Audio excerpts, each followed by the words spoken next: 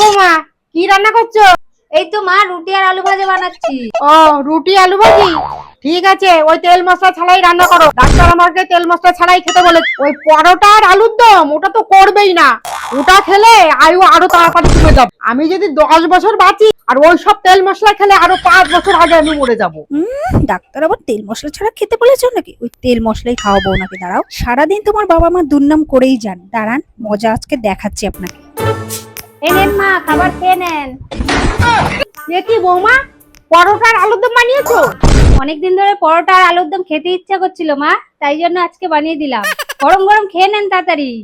আচ্ছা ঠিক আছে, বানিয়েছো যখন তখন খাই। বাহ, পরোটা আলুর দম মজা এসে গেছে। Heavy tasty.